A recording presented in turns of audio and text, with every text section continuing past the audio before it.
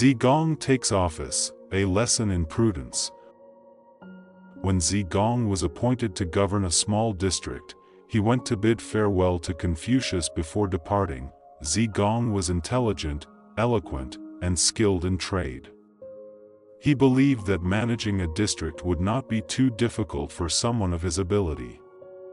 Yet, with respect, he asked, "Master, what should I do to govern the people well?" Confucius looked at him for a long moment and replied calmly, "Be diligent in your work. Be cautious in your decisions.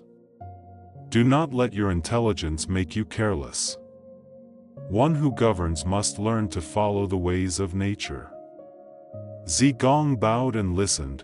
Confucius continued, "The people's livelihood depends on the seasons. You must understand the weather, the land, the time to sow, and the time to harvest. If you give orders according to your own will without regard for heaven's timing, the people will suffer. A ruler's task is not to display talent, but to keep the people at peace. Diligence prevents neglect. Caution prevents harm. A single mistake in command may affect hundreds of families."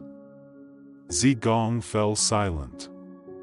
He began to understand that wisdom alone was not enough to govern. What mattered more was prudence and consideration for others. When he assumed office, Gong did not rush to make changes.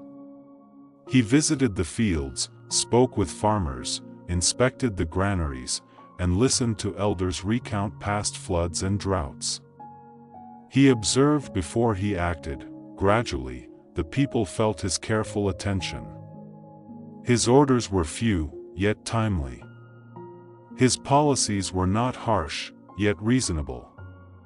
The fields were tended in season, the granaries grew fuller, and the hearts of the people grew calmer.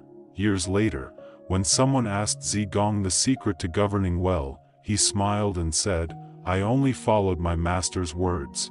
Be diligent without haste, be cautious without fear."